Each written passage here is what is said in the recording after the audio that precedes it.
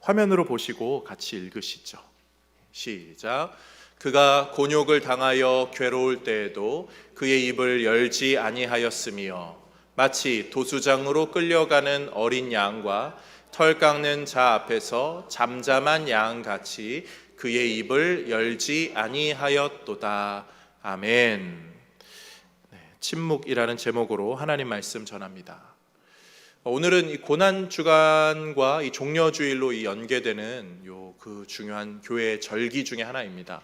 보통 이 고난 주간 또 종려주일, 부활절 교회 아주 중요한 행사이기는 하죠. 또 교회 중요한 절기입니다. 고난 주간이어서 교회들은 뭔가를 많이 하기도 하고요. 열심히 뭔가 화려하게 대단하게 하기도 하고요. 또 무언가를 하지 말자고도 합니다. 금식합시다. 식사를 하지 맙시다. 핸드폰 이런저런 것들, TV 한 주간은 좀 줄입시다. 이렇게 하는데 뭔가를 한다는 것 자체도 안 하면 죄책감이 들 수도 있고 뭘 하지 말자고 하는데 또 하게 되면 어기는 것 같아서 불편한 점도 있는지라 저희 올해는 뭔가를 대단한 거를 이렇게 꼭 부탁드리거나 그러진 않고 그냥 우리 일상에서 핸드폰 정도만 이미지 하나 정도만 할 수 있으면 좋겠습니다라고 권합니다. 중요한 것은 뭘 하느냐, 뭘 하지 않느냐가 아니라 순간순간 우리가 우리 주님을 얼마나 떠올리며 사는가, 우리 예수님을 얼마나 기억하며 의지하며 사는가, 이것이 훨씬 더 중요하죠. 그런 면에서 이번 한 주간은 다른 주간들보다 조금 더 예수님을 떠올리는 그러한 삶의 모습이 우리 안에 좀 자리 잡는 계기가 될 수 있기를 주님의 이름으로 축복드립니다. 보통 이 종려주일에 저는 이 예수님의 예루살렘 입성, 십자가 사역을 준비하는 한 주간의 그 사역을 준비하는 입성에 관해서 초점을 많이 맞췄었는데요. 올해는 좀 고난에 초점을 맞춰보려고 합니다. 특별히 이 고난에 관련돼서 한 번쯤은 묵상하게 되는 이사야 53장 7절 말씀 중심으로 입을 열지 않으신 예수님, 침묵에 관하여서 말씀을 좀 나눠보려 합니다. 본문을 한 번만 더 읽어보도록 하겠습니다. 그가 곤욕을 당하여 괴로울 때에도 그의 입을 열지 아니하였으며 마치 도수장으로 끌려가는 어린 양과 털 깎는 자 앞에서 잠잠한 양같이 그의 입을 열지 아니하였도다. 아멘. 예수님의 그 입을 열지 않으심, 침묵이 익숙하지 않은 이 시대에 우리가 이 부분을 함께 살펴보면서 세 가지 내용을 좀 묵상해 보겠습니다. 첫 번째로 예수님의 그 침묵, 입을 열지 않으심이 드러나는 것은요, 예수님의 의지입니다. 예수님의 의지요. 예수님의 그 기도, 겟세마네 동산에서의 기도는 우리가 다 잘 알고 있습니다. 그 내용이 무엇입니까? 마태복음 26장 39절 보면 마지막 절 우리가 잘 알죠. 그러나 나의 원대로 마옵시고 아버지의 원대로 하옵소서. 내가 원하는 것 내려놓습니다. 아버지가 원하는 것을 이루소서. 예수님의 그 강력한 의지가 예수님의 기도 가운데도 나타나고 또 침묵 가운데도 나타납니다. 로마의 병정들, 또 대제사장들, 재판관들은 뭐라고 말했습니까? 너가 정말 메시아냐? 너가 정말 그리스도냐? 너가 정말 성전을 헐고 3일 만에 다시 세운다는 그런 말 했냐? 그거 맞아? 이상한 거 물어보지 않았거든요. 그냥 그래, 내가 그랬어, 내가 그다, 이렇게 예수님 얼마든지 말씀하실 수 있음에도 불구하고 예수님은 그들의 질문에 대답하지 않으셨어요. 입술을 굳게 다무셨죠. 예수님의 굳은 의지입니다. 이 모습은 초대교회 성도들에게 아주 중요한 도전이 되었습니다. 일제강점기나 교회 초창기, 초대교회 시절 로마의 여러 박해 가운데 성도들은 여러 질문들 앞에 내세워져 집니다. 그리스도인인 거를 한 번만 부인하겠느냐? 이런저런 질문들로 입을 열라고 하죠. 그러나 수많은 우리의 신앙의 선배들이 입을 열지 않았습니다. 오히려 그들의 고백은 더욱더 신실하게 예수 그리스도를 우리의 구주로 고백하는 그 고백이었죠. 신앙생활을 하면서 얼마나 우리가 그런 의지를 표명하는지 모르겠어요. 예수님이 나의 구주시지, 하루에 한 번씩만 우리가 거울을 보면서 이야기해도 그것이 우리의 삶을 얼마나 위로하고 힘나게 하는지 모르겠어요. 그렇게 신앙의 순교의 자리로 나아갔던 신앙의 선배 중에 서머나의 폴리갑이라는 분이 계십니다. 사도 요한의 제자인데요. 이분이 한 20살 때부터 초대교회의 지도자의 역할을 조금씩 수행하게 됩니다. 그러다가 86살이 되었을 때 로마의 황제에게 잡히게 되죠. 로마의 황제가 이야기합니다. 한 번만 예수님을 좀 부인해 달라고. 그러면 모든 것이 자유롭게 편안하게 해주겠다고. 그때 이 서머나의 폴리갑 이분이 하신 말, 우리가 익히 들어본 말. 내 평생 86년간 예수님은 나를 한 번도 배신하지 않으셨는데 내가 어떻게 그 예수님을 배신할 수 있겠습니까? 그러면서 그분은 순교의 자리로 나아가셨죠. 신앙생활하면서 우리의 의지는 어떠한가요? 세상의 이런저런 이야기에 우리가 의지를 표명하는 적이 좀 얼마나 있나요? 아니면 마음의 여러 가지 흔들림이나 유혹에 우리는 그 의지를 잡지 못하고 놔버리는 때가 얼마나 많이 있습니까? 오늘 예수님 7절 말씀의 앞부분은 이렇게 말해요. 그가 곤욕을 당하여 괴로울 때에도 그의 입을 열지 아니하였으며. 괴로울 때도 의지를 놓지 않으시고 아버지의 뜻, 아버지의 의지가 이루어지기를 삶에서 간청하셨던 그 예수님의 모습이 우리의 삶에도 있기를 주님의 이름으로 축복드립니다. 세상의 이런저런 것에 마음 꺾이지 마시고 우리의 신앙 의지가 꺾이지 않는 그런 복된 성도님들로 성숙해져 갈 수 있기를 주님의 이름으로 축복드립니다. 두 번째로 예수님의 이 침묵은요, 희생의 침묵, 순종의 침묵이었죠. 7절의 뒷부분은 이렇게 말하고 있습니다. 마치 도수장으로 끌려가는 어린 양과 털 깎는 자 앞에서 잠잠한 양같이 그의 입을 열지 아니하였도다. 아멘. 양이요, 그렇다고들 하네요. 저도 잘 모르겠는데 양을 그렇게 키워본 적이 없으니까 도수장으로 끌려가고 털을 깎으러 갈 때 그렇게 소리를 내지 않는다고 해요. 우리가 상식적으로는요, 뭐 돼지 잡아보신 분들, 닭 잡아보신 분들 고상하게 조용히 잡지 않잖아요. 푸닥푸닥 하면서 그렇게 시끌시끌하잖아요. 그런데 양은 좀 다르다는 거죠.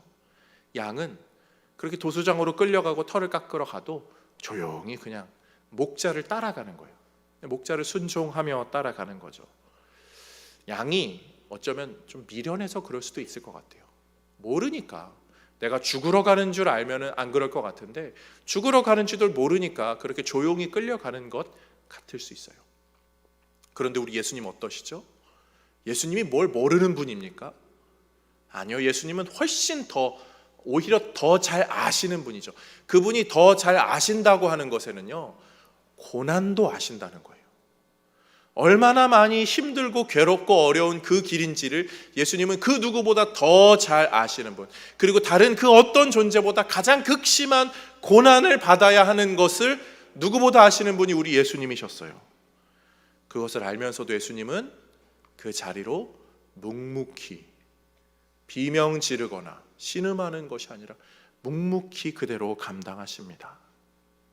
신앙생활하면서 그 예수님의 묵묵한 모습, 침묵의 모습이 우리의 한 구석에 있어야 돼요. 사랑하는 성도님들, 우리가 사는 시대는요, 자기 표현의 시대라고 하죠. 그래서 표현하지 않으면 어떻게 하냐고 하면서 자꾸 표현하라고 합니다. 그래서 의지, 자기의 뭔가 손해본 건 아니면 어떠한 상황, 이런 것을 자꾸 드러내야 되고, 어떠한 집단들은요, 그 집단의 이익을 위하여서 뭔가 민원을 냅시다 뭐 이러면서 자기의 뭔가 의지를 자꾸 표출하라고 합니다. 우리가 사는 사회는 핸드폰이 너무나 발전되어 있어서 얼마든지 이야기할 수 있죠. 매일마다 사람 돌려가면서 전화하면서 수다 떨면서 하루 보낼 수 있어요. 스마트폰이 발전하면서요, 내가 원하지 않아도 막 단체 톡방이 생기고 여러 가지 기사든 뭐든 내가 신문 보지 않아도 막 소식이 들려옵니다. 사람들은 소식을 듣고 전하고 말하고 이러면서 시끌시끌한 세상을 살아갑니다. 표현하고 소리내고 그런 게 들리고, 그런 게 듣기가 싫어서 요즘 사람들이 많이 귀에 뭔가 차고 다니는 것 같아요. 그런데 귀에 차고 다니면서도 뭘 하죠? 그 순간에도 음악을 틀어놓고 뭔가를 틀으면서 다른 내가 듣고 싶은 이야기만 들으려고 합니다. 그런데 사랑하는 성도님들, 우리의 신앙의 영성은요, 침묵이 포함되어 있습니다. 신앙생활하면서 할 말 다 하면서 신앙생활 할 수 있습니까? 답은 더 잘 아실 거예요. 우리가 하고 싶은 말 다 하는 것이 결국 선이고 의입니까? 아니죠. 때로는 좀 구겨져도 사람 앞에서는 침묵하고 하나님 앞에서 눈물 흘리며 기도하면 그게 더 신앙의 덕이 될 때가 많아요. 하나님은 때로는 우리에게 그런 것을 요구할 때도 많죠. 침묵이 불편하신 분들이 있어요. 침묵이 익숙해지셔야 돼요.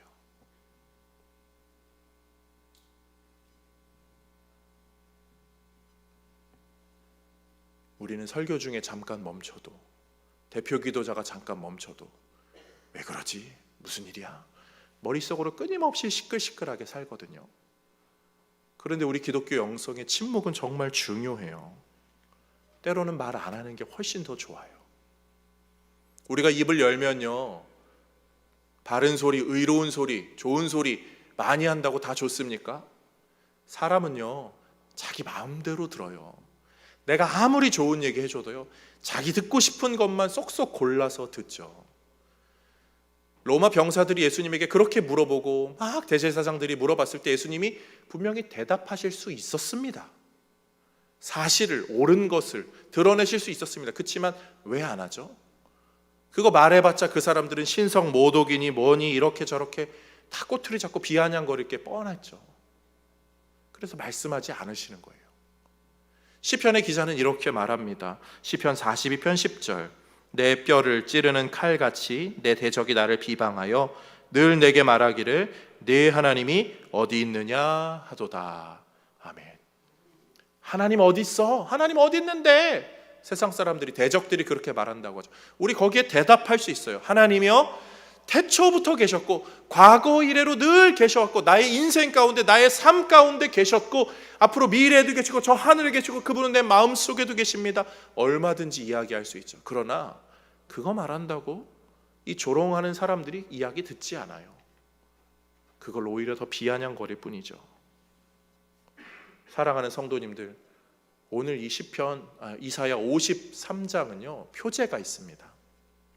표제는 고난받는 종이에요. 종이 뭡니까? 주인의 뜻을 따르는 거죠. 종이요, 주인 옆에서 막 얘기하려고 하다가도, 무슨 일이 벌어져서 막 표현하려고 하다가 주인이 막 쉿, 그러면 종은 아무 말 안 하는 게 종입니다. 예수님이 보여주신 본이 그러한 것이고요, 우리가 따라가야 될 모습이죠. 옳은 소리를 내지 말자는 것은 아니에요. 옳은 소리도 내야죠. 그런데 조금은 외람되지만 과거의 기독교의 수많은 모습들이 수많은 확성기를 내고 크게 옳은 소리만 내는데 너무 집중하지는 않았나, 그런 생각을 해요. 그래서 그런 소리가 불편하고 잘 납득이 안 됐던 분들이 그때는 힘이 없어서 뒤로 밀려났지만 지금은 어떻죠? 기독교 10%, 이거는 어른들까지 다 포함해서 10%, 다음 세대는 5%도 안 되는 것 같아요. 그 말인즉슨 다음 세대는요, 기독교가 큰 소리 내서 안 듣는다가 아니라 기독교는 작은 소리밖에 낼 수 없고, 나는 예전에 너무 큰 소리 들어서 이제는 진절머리 나니까 듣고 싶지도 않아, 아예 선을 거버리는 시대가 되었어요. 이럴 때 우리는 어떻게 살아야 되죠?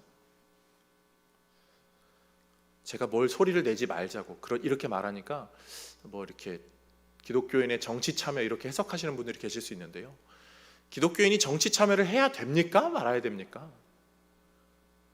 해야죠. 기독교인은 정치에 참여해야 합니다.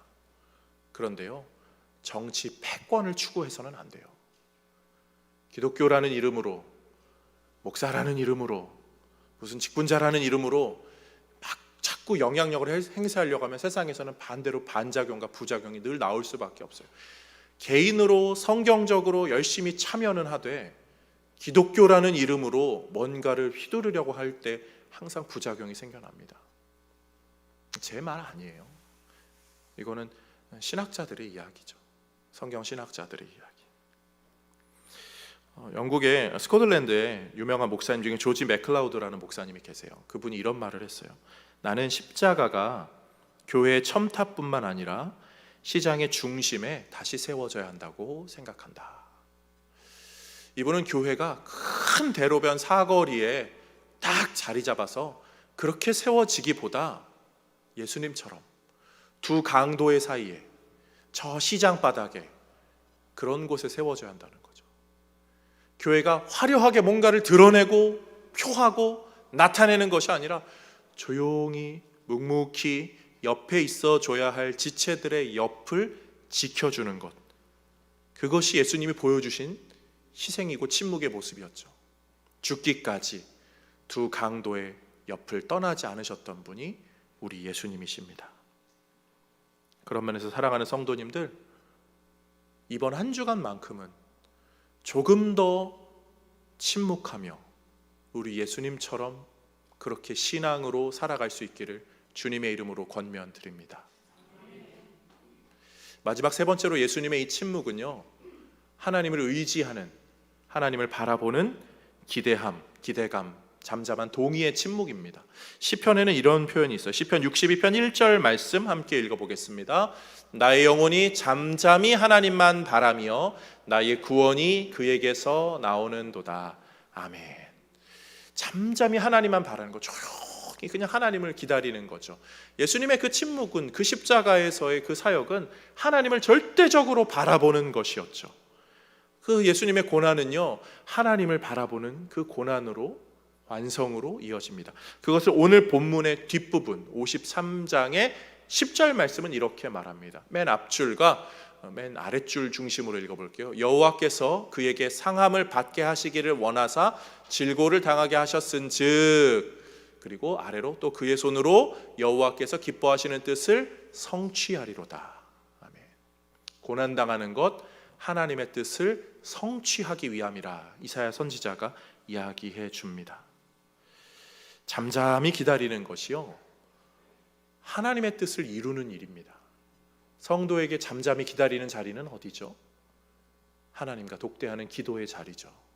세상에 나가서 발로 뛰는 자리보다 때로는 기도로 무릎으로 나아가는 그 자리가 훨씬 더 중요한 자리입니다. 우리가 그 하나님을 잠잠히 기다릴 때 때로는 우리의 몸이 찢기고 좀 상처가 나고 긁혀서 아플 때가 있어요. 그러나 예수님의 이 찢김이 우리에게 주는 유익이 무엇입니까? 두 가지, 크게 보면 두 가지죠. 하나는 예수님이 우리의 죄를 대신하여 그 찢김을 당하셨다. 즉 우리는 그런 찢김까지는 안 당할 것이다. 우리가 아무리 많이 찢긴다 하더라도 그 극심한 저 아래 끝까지는 내려가지 않습니다.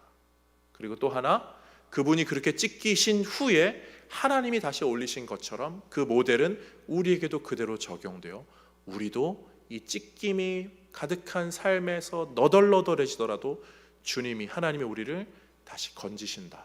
우리는 반드시 주의 나라로 가게 된다. 예수님의 십자가와 찢김이 우리에게 주는 큰 유익입니다. 그런 면에서 사랑하는 성도님들, 침묵하세요. 조용히 주님을 묵상하세요. 삐져서 말하는 그런 거 말고요, 나 속상해서 입 꼭 닫는 그런 거 말고요, 내가 할 수 있음에도 조금 더 조용히 주님을 떠올리는 삶, 그러한 삶으로 우리 예수님을 닮아갈 수 있는 우리 모두가 되기를 주님의 이름으로 축복드립니다. 하나님은요, 예수님의 그 십자가 사역 가운데 끝까지 침묵하셨어요. 내 사랑하는 아들이 찢기고 매맞고 욕먹고 억울하게 십자가에 못 박혀서 괴로움 속에 몸부림칠 때도 하나님은 아무것도 하지 않으셨어요. 예수님이 죽으실 때까지, 죽으신 후에 다시 살리셨지 그 전까지 하나님은 일부러 침묵하셨어요. 하나님이 보여준 침묵, 예수님이 보여준 침묵, 성경이 우리에게 그 조용한 묵상을 이야기한다면 우리의 신앙에도 이 침묵의 영역이 중요하게 자리 잡아야 함을 기억하면서 이 시간 조용히 우리 그리스도께로 나아갑시다.